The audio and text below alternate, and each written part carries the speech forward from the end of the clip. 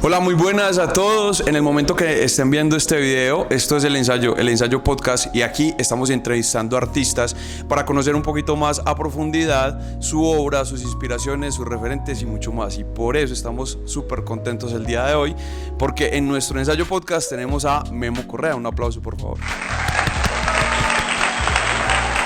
También nos acompaña el día de hoy para ayudarnos con la entrevista Carolina Taborda. Muchos ya la conocen porque es fundadora de nuestro grupo La Compañía y porque tiene mucha experiencia. Entonces, tiene mucha experiencia, entonces pues también nos va a ayudar aquí como en la parte de la entrevista, haciendo algunas contrapreguntas y etcétera. Entonces, para comenzar, pues comentar un poco acerca de este perfil del artista. Yo creo que es una cosa bastante interesante, Memo, porque te mueves en muchos campos. Te mueves en el campo de la dramaturgia, la escritura, ¿cierto? Te mueves en el marco de la pictórica, de la creación de pintura, y también eres docente, ¿cierto? También tienes esa otra cualidad. Entonces, hoy vamos a enfocarnos mucho en este perfil artístico, ¿cierto? Entonces, quisiera comenzar, aquí tenemos algunos de tus libros. Me gustaría preguntarte, Memo, ¿qué te inspira a escribir y sobre todo por qué este tipo de temáticas tan en específica? Bueno, pues saludos para todo el mundo. Yo tengo como un tema base, un tema núcleo que es a partir del cuerpo y la sexualidad. Y siempre me he interrogado como en clave de las restricciones y las prohibiciones y lo que la cultura calla o esconde o desplaza sobre la sexualidad, como toda esa imbricación de silencios y de castigos y de prohibiciones.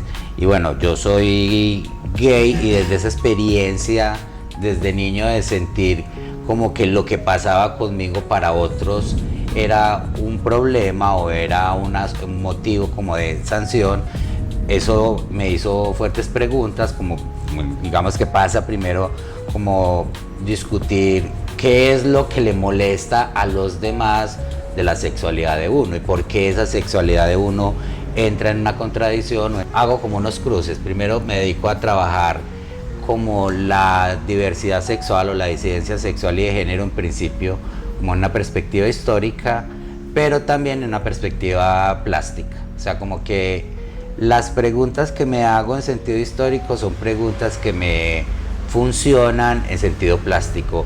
Casi siempre estoy alrededor como del archivo, mirando persecuciones, mirando sanciones, mirando violencia o mirando cómo se representa un cuerpo, qué se dice de un cuerpo específico, qué cuerpos se permiten, qué cuerpos no, qué sexualidad es posible, de cuál sexualidad podemos hablar y de cuál hay que esconder. Entonces, como que eso teje una suerte como de inquietudes y de inspiración plástica, si se quiere. Es como que siempre estoy cruzando lo que investigo, lo que escribo con lo que pinto.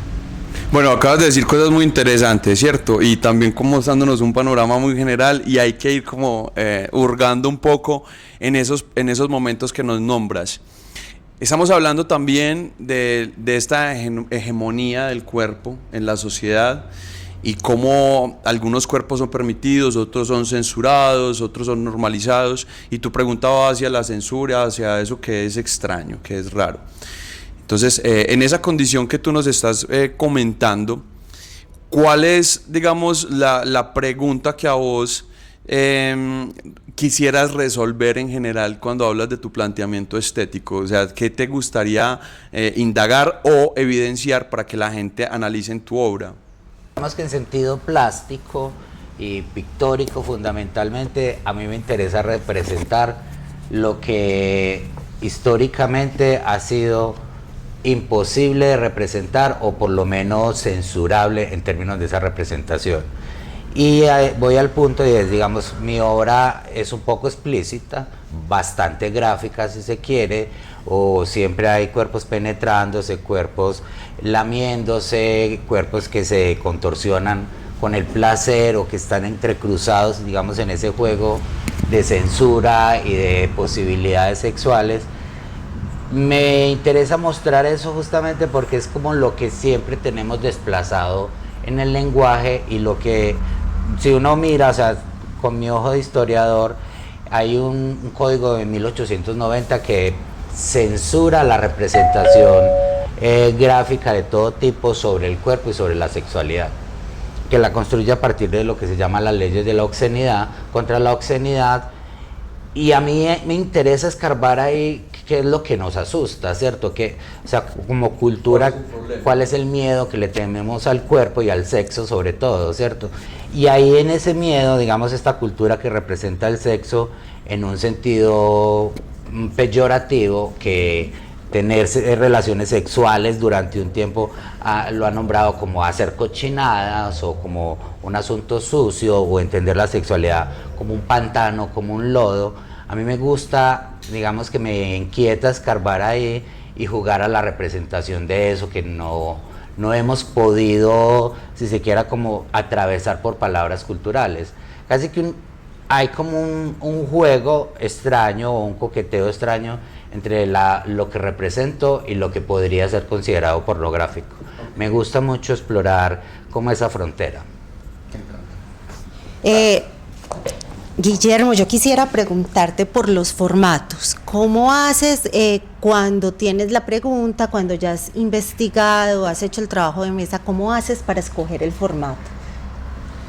Bueno, yo soy bastante clásico realmente, ¿cierto? Es decir, como que siento que en sentido plástico la pintura y el dibujo me permiten como un modo de expresión plástica directa. Entonces como que trabajo como formatos medianos y pequeños, en lienzo fundamentalmente o en madera, y casi todo mi trabajo es como una pintura con espátula. O sea, mi trabajo me interesa como que la pintura, que es un lenguaje muy clásico, siga nombrando eso que en sentido clásico teníamos totalmente oculto. O sea, me interesa que la pintura plantee una penetración, me interesa que la pintura plantee una masturbación o una felación, y que desconcierte un poco como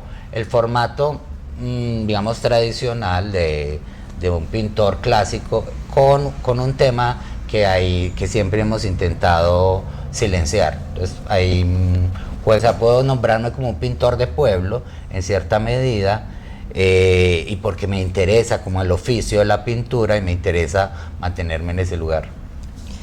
Bueno, y quisiera también preguntarte, hablas o has insinuado que uno de los grandes mecanismos que has encontrado en nuestra sociedad para hacer las restricciones sexuales es el asco, o sea, esa emoción del asco como la que nos ayuda o ha ayudado perpetuamente a no hablar del sexo o a no tener sexo, inclusive en algunas personas. Quisiera saber cuáles otros mecanismos has encontrado en esa búsqueda conceptual. Yo creo que el asco está muy amarrado como a la idea de lo que no se permite hablar en el sexo, o de lo que debería de crear como cierta distancia sobre el sexo, pero al mismo tiempo la producción de la vergüenza. O sea, la vergüenza funciona justamente como en aquello que no se puede mostrar, en aquello que hay que apartar o en aquello que no se debe practicar. Y durante un gran tiempo, digamos, la vergüenza se ha instalado en cuerpos muy específicos, ¿cierto? El cuerpo homosexual, sus prácticas homosexuales, los cuerpos disidentes, los cuerpos diversos, carnudos o flacos, o que quiebran cierto canon estético, y digamos que la cultura va planteando siempre unos cánones de acuerdo como a sus intereses o a los intereses que hay en juego.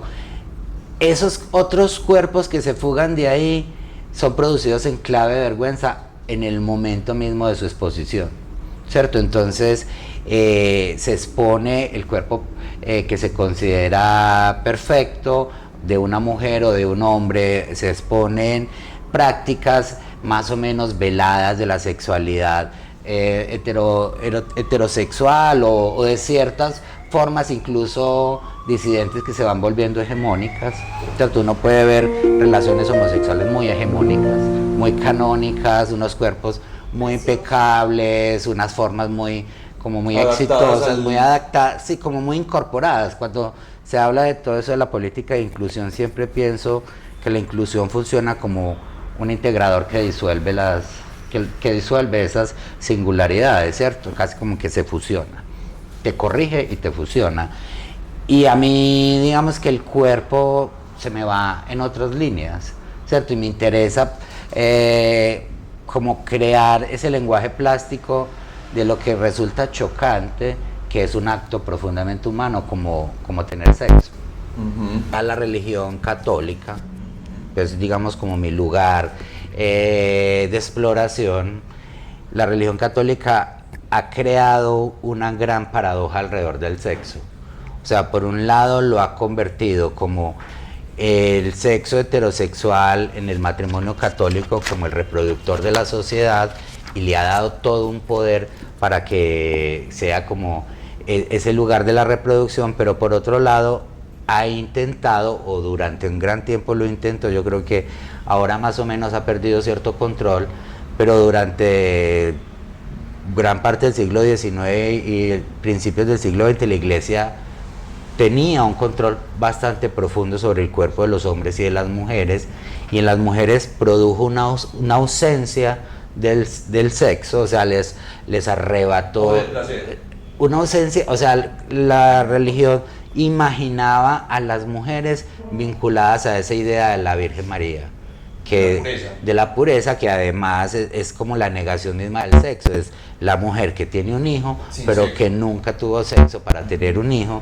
Entonces, en esa negación construye un espejo reflejo de todas las mujeres y de las esposas, ¿cierto? Y les arrebata, si se quiere, el dominio sobre sus cuerpos y el gobierno sobre sí mismas y esa posibilidad del placer y del sexo. Con los hombres hace como un lugar ambiguo, y es que establece... Les va un poco mejor. Unas líneas de flexibilidad, unas líneas flexibles, pero esas líneas flexibles, por ejemplo, en nuestro caso, están vinculadas a que los hombres son puteros y van a ir a, digamos, es muy interesante. Yo he hecho como una revisión del colombiano, por ejemplo, de los últimos 80 años, desde 1913 hasta el 80, y las prostitutas son perseguidas de modo continuo en la prensa, pero nunca hay una pregunta sobre el hombre que va a donde las prostitutas. Siempre hay toda una reflexión acerca de las prostitutas hacia las mujeres. Hacia las mujeres, siempre se desplaza hacia las mujeres. Entonces, como que a los hombres se les concedió la sexualidad como un derecho propio, son el sexo en sí mismo, pero al mismo tiempo se les produjo cierta disociación o cierta ignorancia frente a la sexualidad. Y que me resulta muy interesante, que son unos tipos que no saben en principio nada del sexo, los que se dedican a enseñar sobre el sexo, ¿cierto? Es decir, los sacerdotes son la palabra hegemónica sobre la sexualidad durante mucho tiempo, pero en principio no tienen mucha idea y se espera que no tengan mucha práctica también sobre el sexo. Entonces es como enseñarle a los otros lo que ellos no los atraviesa por el cuerpo, pero además en clave de una negación, en clave de tomar una distancia. Y siempre eso me parece, creo que la Iglesia... Las religiones, pero en nuestro caso la Iglesia Católica tiene, y bueno, las formas cristianas tienen siempre esta ambigüedad sobre la carne, de convertirla en cuerpos culpables. La culpa va a ser una categoría muy importante, porque es como que no podemos tener sexo sin culpa, ¿cierto? O sea, la culpa nos atraviesa alrededor, y la culpa así nos instalaron el asco y la vergüenza como reguladores. La culpa es el látigo con lo que nos reprimimos o no, pero al mismo tiempo en un sentido estético, y uno podría verlo por ejemplo con Luis Caballero, como con el trabajo de Luis Caballero, esas formas de la Iglesia producen como cierta intensidad erótica en esas prohibiciones y en esas regulaciones.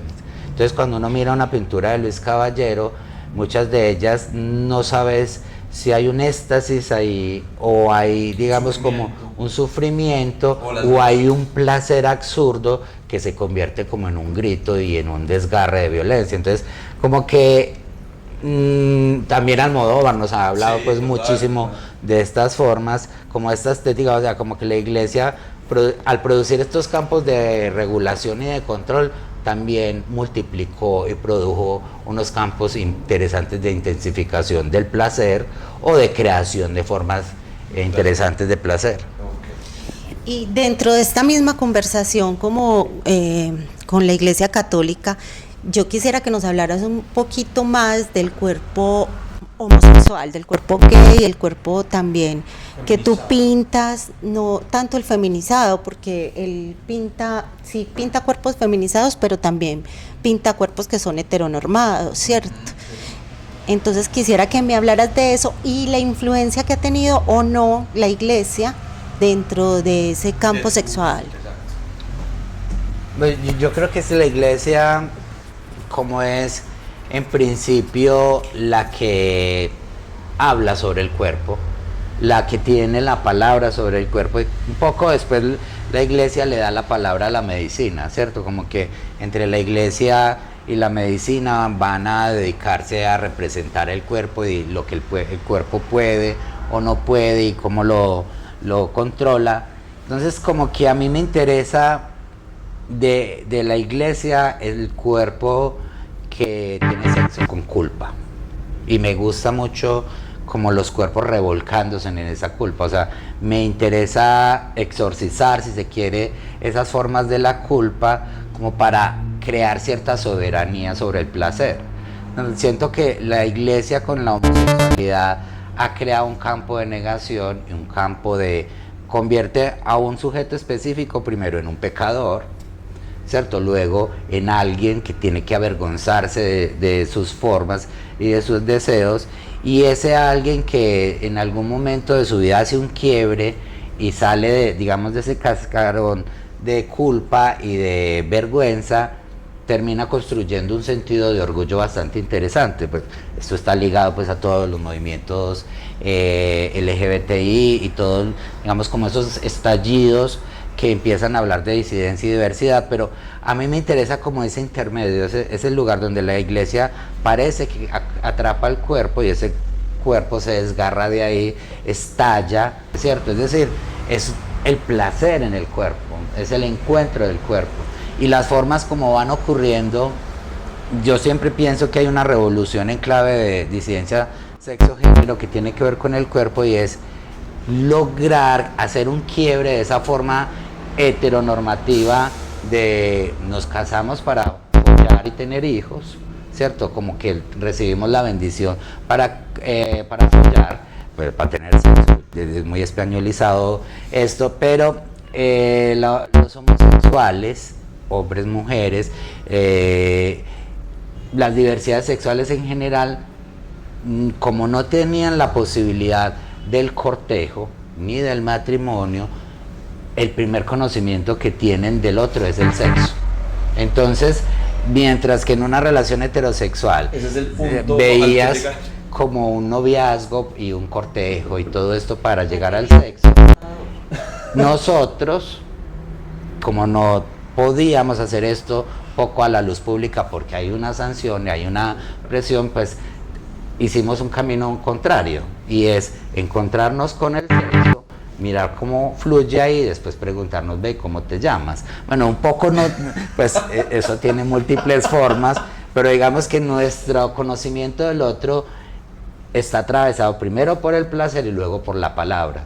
En el orden heterosexual es un montón de palabras, una inversión bastante significativa para que llegue. Ahora, claro, hoy en el mundo contemporáneo eso ha cambiado y hay unas formas, pero hay unas hegemonías ahí que todavía mantienen esta idea de control del cuerpo. Entonces a mí el cuerpo sexodisidente me interesa en ese conocimiento que tiene con el sexo, pero también en esa pelea que entra ahí, si el sexo lo nombra, si el sexo le construye una identidad, o si, ¿qué es lo que pasa ahí? Entonces es un poco como que lo que exploro entre los cuerpos que están teniendo sexo y las locas que luego van a ir a aparecer, van a aparecer en mi trabajo, que ya es como una reflexión que hice después, y es como cuando hice como historia homosexual, y que está en el libro Raros, al final yo dije,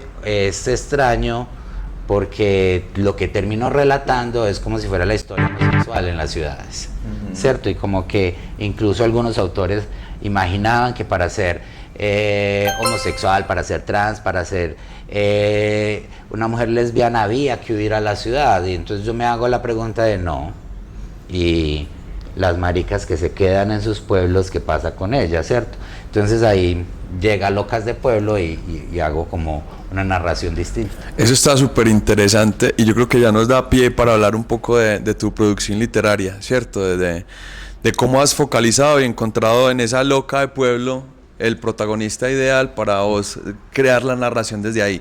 Y siento que es muy chévere porque has tomado una postura también como de defender ese arquetipo que se construye socialmente ahí, que todo el mundo o la sociedad en general lo que hace es intentar tapar, ¿cierto? Entonces ahí hay una lucha muy interesante.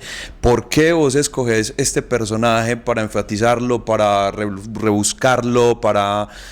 ¿Qué es lo que encuentras allí de fértil para que te genere producción, por ejemplo? Sobre Locas de Pueblo, yo creo que casi siempre todos los procesos de investigación tienen que ver con uno.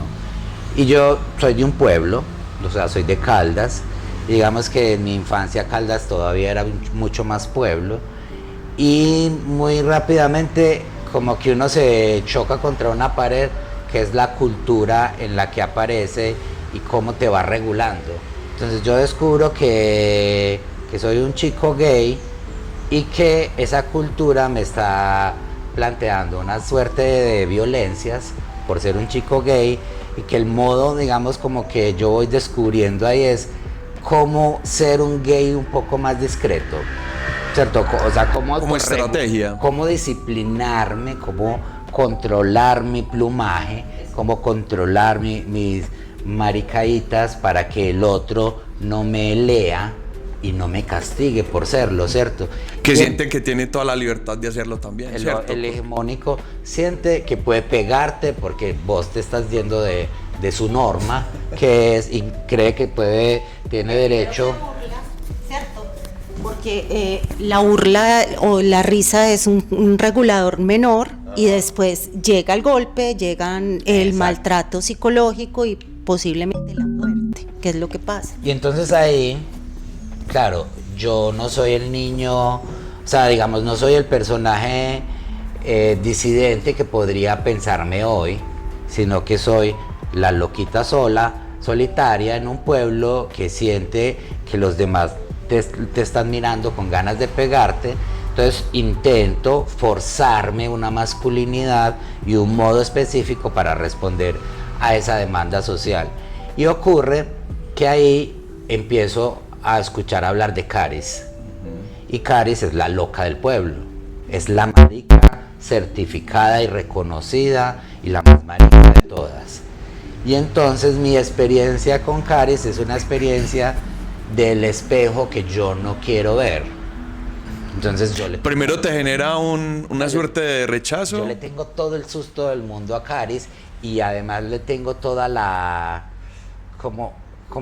construyo una distancia obligada, es decir, como que está instalado en mí. Pero porque por riesgo esa cuestión, ese panorama que estás construyendo para poder defenderte socialmente o para encajar de alguna manera, ella te pone en riesgo. Es que ella es el espejo vistoso. Entonces, o sea, pensá que hay un mariquita muerto del susto de que los otros lo lean como mariquita, y hay una loca alborotada paseándose por las calles del pueblo en tacones. Y entonces, yendo a la procesión en tacones, este mariquita imagina que si se acerca a ella certifica las dudas de los demás, entonces lo que hace es huir. Y además la loca, o sea, Caris para mí funcionó como una loca disciplinante. O sea, como que en mi casa me decían, mucho cuidado como se para, que se va a parecer a Caris. Mucho cuidado como tal cosa, o sea, todo llevaba a Caris. Claro. ¿Caris qué hacía? O sea, Caris era la peluquera del pueblo, Caris eran todos los oficios estéticos y además era... Y además muy católica. Muy católica, religiosa, muy piadosa, muy visible. Pero ¿cómo entra todo eso? Porque es que aquí hay una historia muy interesante. ¿Y cómo entra ese personaje como personaje, encajar en toda esa ceremonia que es tan hegemónica también? Como que ahí caben ciertas cosas y ciertos comportamientos de no haga aquello porque eso no se ve tan bien. Pero ella logra establecer un lugar, ¿cierto? Claro. Y logra tener un lugar y ser reconocida y de alguna manera empieza a tumbar un poco ahí como las predisposiciones o al menos... Claro, logra que, no sé, ¿qué es lo que logra? Yo vuelvo, o sea, cuando digo he hecho este trabajo de investigación y aquí no aparece Caris, es decir, no me aparecen estas figuras, digo, yo tengo que volver a Caris, que era mi fantasma de infancia, y ya siendo la vuelves tu musa. Ya siendo un señor más autoconsciente y ya que me importa realmente nada lo que, digamos... El señalamiento. Sí, que alguien me diga marica me parece como un reconocimiento. O sea, lo que primero me parecía una puñalada, ahora me parece un halago, ¿cierto? Claro. Y además, ¿cómo convierto esa puñalada en un mecanismo de protección o de defensa o de burla o de ironía, ¿cierto? La ironía ahí siempre me... Entonces vuelvo a Caldas y vuelvo a Caris. Pero... ¿te pasa todavía? No, ya no me... Ya, con el estatus que tienes... Todavía hay gente que lo insulta a uno, todavía hay gente que se toma atribuciones específicas. De alguna manera también nos volvemos en los machancantes de otros, ¿cierto? También nos volvemos en los verdugos de otros. Y eso me parece interesante también porque hasta qué nivel llega el adoctrinamiento, claro, que uno mismo se puede volver su propio verdugo, ¿cierto? De alguna manera. Y yo creo que me voy a poner aquí un poquito espiritual, no sé con lo que pienso decir, pero siento que todo el proceso artístico y el proceso de investigación y el proceso de creación también es un proceso que te mueve internamente, o sea, que te moviliza y que te empieza a crear esa soberanía y esa seguridad que uno necesita para enfrentarse a esas otras formas de violencia. Es casi como que hay todo ese proceso investigativo, lo primero que tiene que transformarlo es a uno.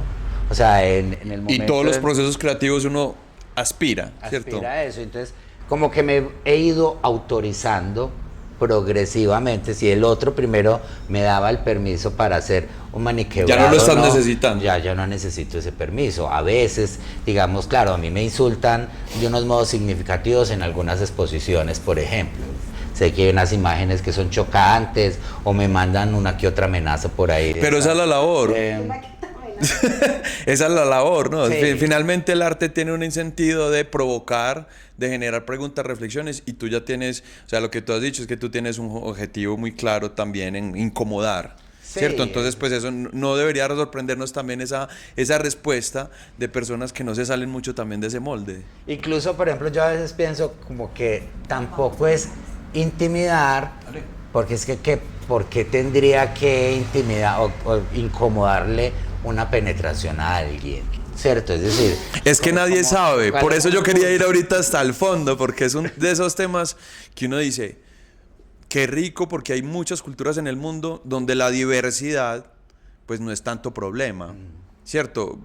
Por ejemplo, la cultura de la India, donde hay una figura muy establecida y se le reconoce socialmente y ellos están navegando entre los dos géneros, pero muy reconocidos, ¿cierto?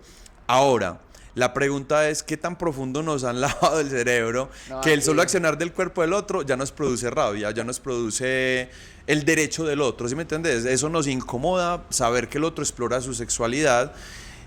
Y que a nosotros nos dijeron que eso está muy mal, ¿cierto? Desde un principio. El pánico sexual que mantenemos culturalmente a mí me parece un delirio muy extraño. Yo te cuento como unas anécdotas alrededor de eso. Yo le he regalado pinturas a amigos de, bueno, una doble penetración. A mí no me has regalado pinturas. Bueno, no, pero... o sea, le he regalado como trabajos a amigos en sus cumpleaños y mis cuadros permanecen en el closet.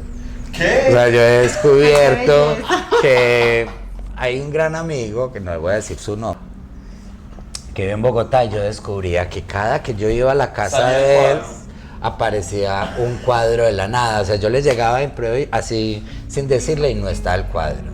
Pero si él sabía que yo iba a llegar, estaba el cuadro ahí. Y claro, cuando yo ya no estoy, él lo guarda. Y ha pasado, hay unos cuadros... ¿Es como que te acepto por temporadas o qué? Sí, como que es que yo que voy a exponer a dos manes. Yo creo que es que el problema es en que los otros la vean y se imaginen que él hace eso. Aunque la gente se imagina que dos hombres se lo meten. Nunca ven esas cosas. No quieren ver eso de modo... No quieren ver los ruidos, ¿cierto? Entonces como que si una penetración de un hombre con una mujer se considera pornográfico, pues dos, una penetración anal o de otro tipo, pues ya una distancia real. Hay otra cosa, yo casi nunca he vendido, pues la gente no compra mucho, pero he vendido como 2 cuadros en una exposición que hice una vez en la biblioteca de la Universidad de Antioquia. Me la compró alguien que yo nunca supe quién era. O sea, él escribió, más, yo tuve que dejarlo en una parte, como si estuviéramos... Como si la entrega fue entrega misteriosa. No, yo nunca supe a quién le vendí ese cuadro, pero bueno. De pronto estará viendo. Pero fascinante, porque justamente tu obra se convierte en el actor de eso que nos venías contando hace un ratico, de esa censura, de ese miedo. O sea, saco el cuadro del closet, algo tan clichésudo como salir del closet, hasta tu pintura sale del closet, trasciende lo pictórico, Casi que- como que complementa esa acción la pintura, o sea, casi como que con este señor que yo le vendí, yo supongo que es un señor, no sé, que yo le vendí esta pintura como si le estuviera vendiendo 1 kilo de droga o algo, me dice, yo le transfiero y usted me lo deja en tal parte. Ya. No puede ser. Y me escribe así, como con un alias de alguien. No, pero eso es lo más espectacular de todo. Y que yo hasta pensaba yo, pero qué raro este cuadro. Un saludo para usted, comprador misterioso, si está viendo el podcast. Uno no se imagina nunca Le parece inverosímil. que la obra de arte cause tal Magnitud escosor, de- tal magnitud, ¿cierto? Claro, porque esa producción de la vergüenza funciona. Era una pintura hasta que yo recuerde, había un San Antonio, era un trabajo sobre buscar novio. Entonces era un San Antonio como boca abajo y aquí habían dos manes peleándose y alguien masturbándose. Entonces San Antonio había hecho el trabajo. Alguien se estaba metiendo un dedo y se estaba grabando ¿Con un celular? con un celular. Y ya. Ok. Que en últimas eran fotos también. O sea, gran parte como de ese trabajo ocurre en Grindr. Ok. Ahí le envían a uno O sea, San fotos. Tú fotos. estás ahí haciendo la investigación. Yo hago 2 cosas. Estoy puteando, al mismo tiempo estoy Investigando. investigando y consiguiendo material que me sirve después. Eso está genial. Venga, nosotros somos un poquito dispersos porque nos saltamos a Caris y yo creo que ese personaje, pues me gustaría hablar un poco más de él. Bueno. Precisamente porque tal vez muchas personas que estén viendo ese contenido no lo sepan, pero recientemente, eso fue muy reciente, ¿cierto? de octubre. La mataron, ¿cierto? Sí. Entonces, precisamente yo quería hablar, allí tenemos a Caris, ahorita hacemos un close-up. Quisiera preguntarte cuál es tu sensación con respecto a eso. Ve, yo cuando empecé a hacer el trabajo sobre Locas de Pueblo, pues la primera persona a la que me aproximé fue a Caris porque yo sentí que ella había cumplido un rol tan importante en mi vida que yo de algún modo tenía que hacerle un homenaje, ¿cierto? Y tenía que hacerle un reconocimiento y Caris ya era pues una loca vieja, no tan vieja, pero es que como ser disidente sexual, en clave de juventud es como lo aceptable y crecer y envejecer ahí es como una negación. Entonces, como que los maricas no pueden llegar a ser viejos. Pasamos directamente como de ser un gay interesante a una loca vieja que ya tiene otras sale- perversiones. Pero las mujeres tampoco podemos Total, llegar a las ser mujeres viejas. tampoco pueden O sea, ser. el Pero cuerpo sí, de la sí, mujer envejecida es un cuerpo monstruoso. Y el cuerpo de una actriz envejecida es un cuerpo que ya no tiene No ninguna hay cómo, relación como con el escenario. Es más, no te pares en el escenario, casi es lo que le dicen a uno. Y entonces yo tenía que hacerle un homenaje a Caris y ahí pensé, quiero... Pero antes de que llegues allá, Memo, vos lograste, pues, como tener una relación con ella, conversar con ella, hablar, bajarte un poco de ese tabú que tenías y que propiamente te habían montado en tu casa con ese personaje. ¿Lograste exorcizarlo, conocer el ser humano a profundidad? ¿Qué había ahí? Sí, yo logré...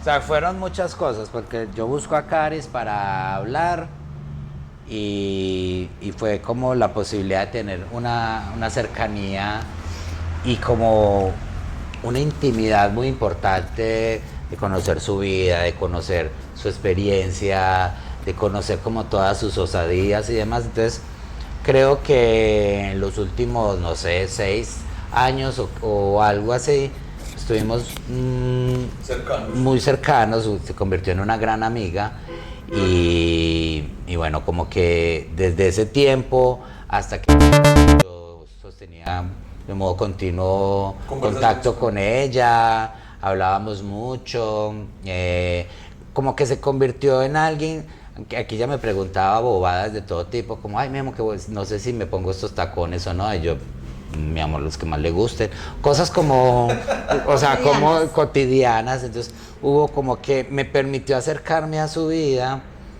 y como que también, yo creo que fueron como cosas importantes. Primero porque yo tenía con Caris yo fui descubriendo que uno podía narrar la historia del pueblo a partir de la historia de la loca del pueblo, ¿cierto? Como que todos los ejes estructurantes de la historia se iban amarrando en ella o atravesaban por ella y que hacía un quiebre con las otras formas de la sexualidad, de la diversidad sexual incluso en la ciudad, ¿cierto?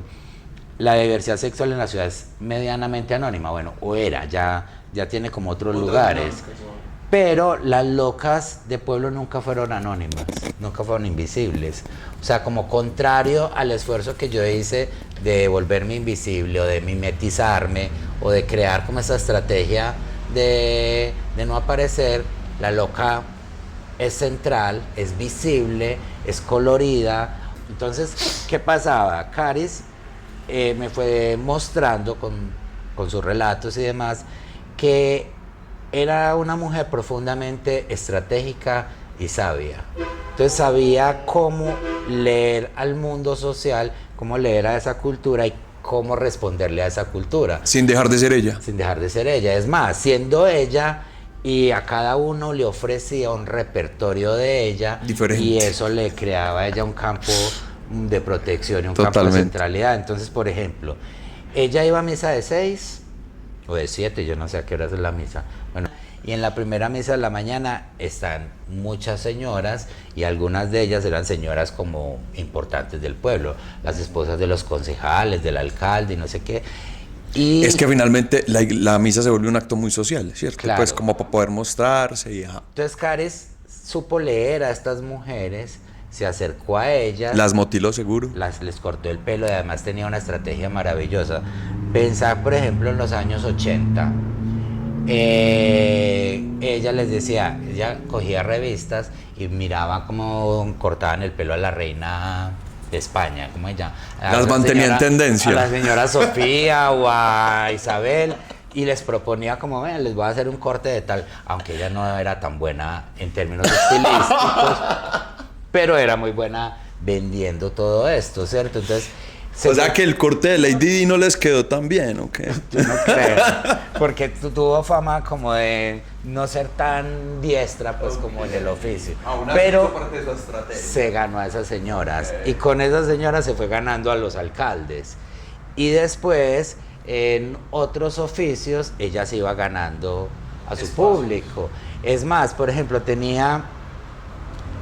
Caris pudo haber sido amante de muchos de los abuelos que están por ahí, y como se construyeron unos códigos tan importantes, esos abuelos todavía la saludaban, porque nunca se dijo nada sobre eso. O sea, ella sabía a qué hora salir, a qué horas encontrar como un contacto sexual con otros y cómo mantener resguardado ese contacto, porque pues se exponía a ella y exponía al otro, y con el tiempo esas formas le fueron creando unos lugares. O sea, fue amante, fue la florista, fue la encargada de llevar los ramos en la iglesia, piadosa. Entonces fue haciéndose como unas centralidades, y eso durante el gran tiempo la mantuvo ahí flotando, pues la mantuvo viva.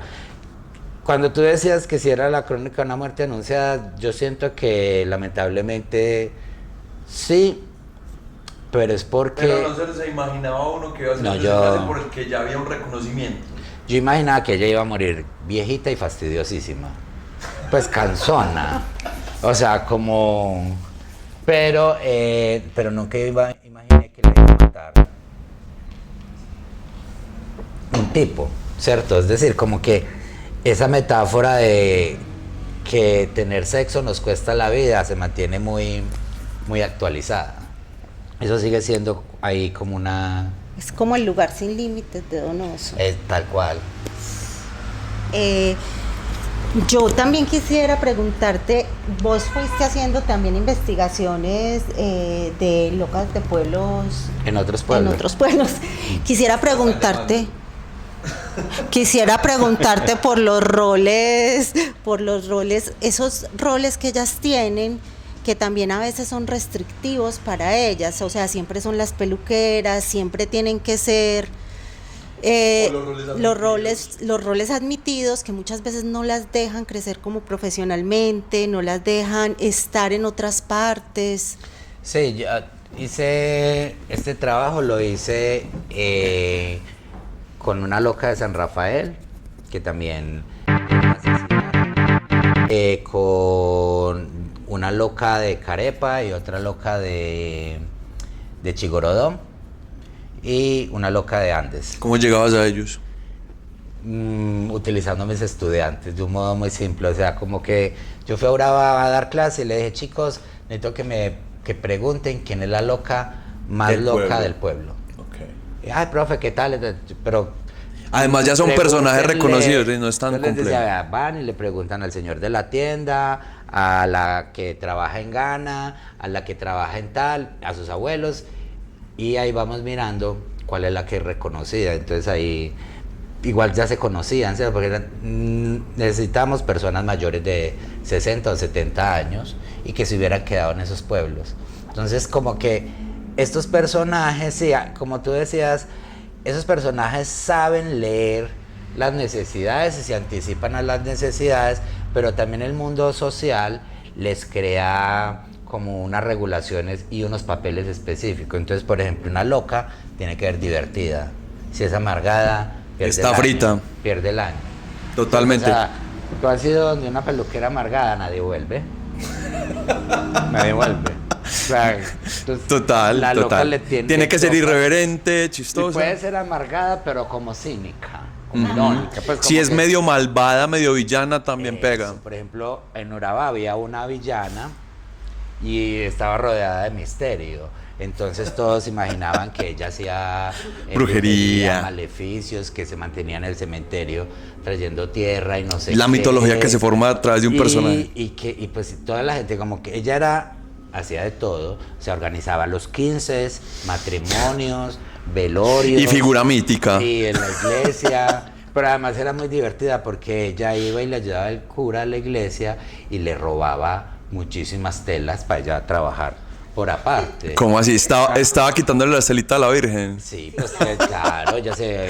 ¿Y las coronas no? Se daba unos pacas. Bueno, Caris tiene una anécdota muy divertida esa con la es muy corona de la buena. Virgen. Contanos O eso. sea, el primer reinado que hubo en Caldas, el primer reinado trans, fue como en el 87, 88, por ahí, yo no me acuerdo. Memo, pero vení, es que eso me parece muy importante porque hay una transición muy tesa en el tiempo, ¿cierto? Entonces, a mí me sorprendió mucho el desenlace de Caris porque uno, pues, puede pensar que ya ahora en esta sociedad y en este momento pues hay cierta ya diferencia, pero y que podía haber corrido más peligro en aquella época, por ejemplo. Pero mira que la historia es más o menos cíclica, y si uno se detiene, en los últimos años los discursos de odio homofóbico han crecido exponencialmente, es decir, los políticos de extrema derecha que salen a hablar de las chicas trans, que las niegan como mujeres o que son fenómenos o monstruos,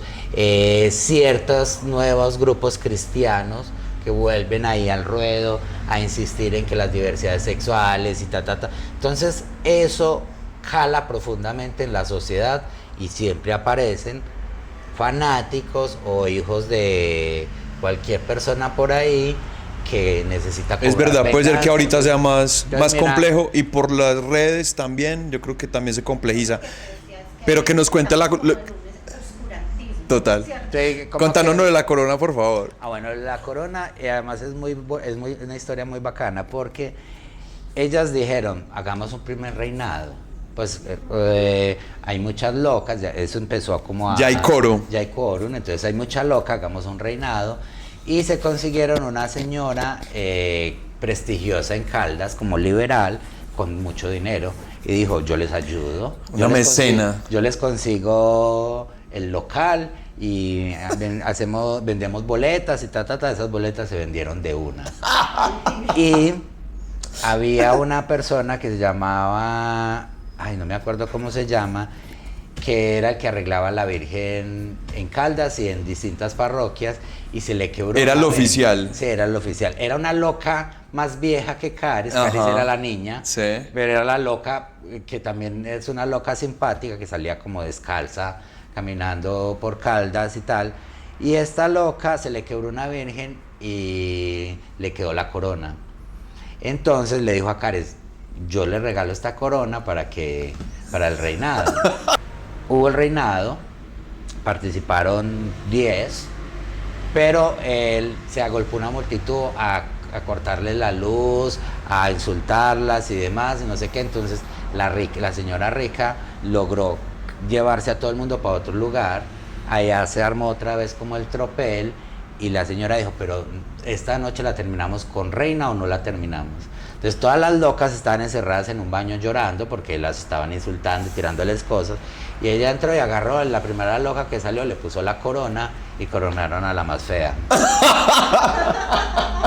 ¿Era ahora o nunca? Como un campo contradictorio y problemático se presentó la sexualidad durante gran parte del siglo XX.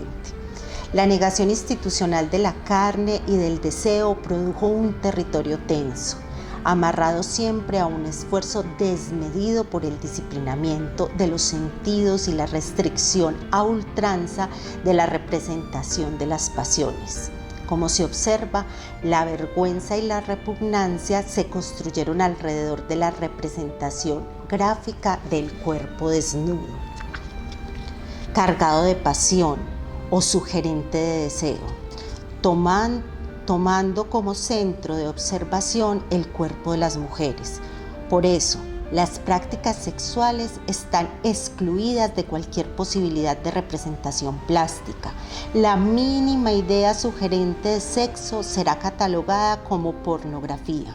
En este sentido, las relaciones sexuales no canónicas se traducen como inmorales en sí mismas, independientemente de la desnudez o de las formas corporales. Además, sobre la homosexualidad, la vergüenza está instaurada, y su simple insinuación gráfica potencia la repugnancia social. Así, en términos de la plástica, el dilema no solo está en la representación del cuerpo, sino también en la imagen de sus formas. Hay como una claridad que hacer ahí. Yo tengo hasta el momento 3 libros tipo ensayo histórico, que son raros, Amores oblicuos y Locas de pueblo. Que Parten de investigación. Parten de procesos de investigación y digamos que tienen detrás todo un archivo y un asunto de fuentes. Mi primer ejercicio literario, propiamente, pues más allá de algunos cuentos que yo había escrito, está Loca mitómana. Loca mitómana es como... ¿Esa es la que está basada en Caris? No, No. la que está basada en Caris es Locas de Pueblo. Locas de Pueblo, Esa. ok. Esta grande. Esa Loca Mitómana tiene un poquito de rasgos biográficos. Esa es medio biográfica y tiene como 2 puntos de amarre. Es la relación de 2 manes. Es una relación amorosa que no llega a ser nunca entre digamos como un man. Pero es una narrativa, digamos, platónica ahí en el asunto, o sí hay, pero no se puede concretar. No, es un amor que ocurre entre 2 hombres, uno de ellos gay tranquilamente aceptado y otro de ellos heteroconfundido o heteroenredado o que no sabe qué le pasa, se enamoran y aparece pues toda una suerte de discusión y de romance, pero el hetero confundido o el hetero enredado termina creando un giro inesperado en toda la historia. Eso sí, pues se lo tienen que Eh, leer para que puedan saber. No se, sí. no se puede hacer ¿cómo se llama? El plot, el spoiler. Es una novela de amor realmente. O Ok, sea, es una novela eso de me amor. interesa más. Porque no es que yo tenga algún problema con eso, ¿cierto? Sino como que me parece muy chévere en la literatura que te envuelva el relato. Que haga parte en Te vas a diferentes cruzar elementos. con 2 elementos. O sea, esta novela de amor, que es la relación entre Abraham y Benjamín. Y. Muy bíblicos. Sí, es muy bíblico. Pero pues no tiene mucho que ver. Es Benjamín por Benjamín de la Calle. Ok. Y Abraham, no sé por quién. Pero no me acuerdo. Y la novela está cruzada también con pequeñas historias fallidas de amor. De Ok. sexo. Y de amor y de sexo efímero. Memo, ¿qué viene en ti este año? ¿Vas a exponer en algún lado? ¿Tienes proyectos de hacer obra plástica? ¿Tienes proyecto de escribir algo? ¿Qué les puedes contar a las personas que vean este contenido? Bueno, estoy trabajando como simultáneamente en 3 cosas, o en 4. Estoy terminando mi segunda novela, que se llama Agua de Florero. Está ahí pues ya... Muy bueno el título. Agua de Florero, espero que salga. a Es finales muy de bueno este porque te año. pone a terminar la frase. Espero que salga a final de este año, si no saldría... ¿Dónde para la pueden conseguir las personas? ¿O dónde pueden contar la gente información sobre ti? ¿Cómo te encuentran en redes? ¿Cómo No, compran los libros? Los libros se consiguen en cualquier librería. O sea, casi todos ¿En están en todas? la librería de la Universidad de Antioquia, pero la librería nacional, que es una librería que está en todos los centros comerciales también. Ah, ahí qué se bueno. consiguen. Ese dato sí está muy importante. Hay algunos que ya no se consiguen, los de historia sobre todo, que ya se agotaron. La novela va para esa es la segunda edición, entonces todavía hay material. Todavía hay material para conseguir. Bueno, entonces la novela Agua de Florero, y estoy trabajando en un trabajo histórico sobre historia sexual en Antioquia, ya no solo con el foco de disidencia sexual y de género, sino un foco amplio en el que estoy trabajando un poco la historia del incesto, la historia de la violación, la historia del asesinato de las esposas. O sea, hay como una cosa ahí amplia. Eso Me parece maravillosa tu obra, me Gracias. pareces encantador, te sigo en Facebook, eres Gracias. divino. Además, porque muchas veces cuando hay problemáticas duras dentro de la ciudad con algún tema de mujeres o de la población LGTB, tú has dado buenas respuestas en los grupos sociales y son respuestas certeras que no dan rodeos a las cosas, y por eso me parece súper interesante seguirte en todas las redes, porque no decís mentiras, no engañás, no pones velos, y yo creo que de esa misma manera es como escribís. Entonces, gracias. muchísimas gracias. Esto fue, aunque me pegué, es cierto, esto fue Está bien. una conversación maravillosa. No, Caro sabe que ella siempre está invitada al podcast. Además nos encanta también otra postura, otra visión para contrapreguntar un poco. Bueno, Ve, y sí, dímelo todo. Creo que voy a exponer seguramente este año en un homenaje a Caris. Voy a hacer Ay, qué estoy bueno. haciendo un trabajo pictórico sobre Caris, y quizás este año, cuando se cumple un año de su muerte, pues de ser asesinada, pues va a haber una exposición en Caldas. Bueno, y Estoy más o menos trabajando en como eso. por qué fecha sería, donde como hay que estar pendientes en redes, supongo Sí. que ahí vas a Es informar. posible que se utilice junio, pues porque es diciembre de la diversidad sexual y de género, en general, el mes del orgullo, entonces todo ocurre ahí, o si no, yo estaría pensándolo para octubre, que es... Pero es este año, pues. Es este año. Bueno, pues muy atentos todos. Yo siempre tengo esta sensación de que tener conversaciones con los artistas uno se podía quedar toda la vida parchando, porque hay cosas tan interesantes y cada vez que, digamos, hay una intervención por parte de Memo, es muy, muy chévere poder conocer a profundidad qué es lo que lo motiva, y casi que su vida es una obra de arte, ¿cierto? Su casa es una obra de arte prácticamente que está constituida por las piezas que él construye, por esta producción literaria tan importante que está haciendo una función fundamental en la sociedad de ponernos a visibilizar, al menos de ser conscientes de una cosa que nos dicen que es invisible, pero que siempre está ahí. En ese sentido, pues yo a ustedes les voy a pedir que no se pierdan lo invisible y lo que también está ahí pendiente para ser observado, como la producción de los artistas que tendremos acá en el ensayo. Les pedimos también que reaccionen a nuestros videos, obviamente nos ayudan un montón, poniendo like, compartiendo, haciendo preguntas. Y pues bueno, este era nuestro artista del día de hoy, que nos encantó saludar. Estamos en su casa y nos pueden, apenas termine esto, vamos a conversar otro ratico, así que ustedes muy pendientes de lo que se viene. Aquí teníamos a Memo Correa, muchas gracias a él, Carolina Taborda, y esto era El Ensayo. Cuídense mucho.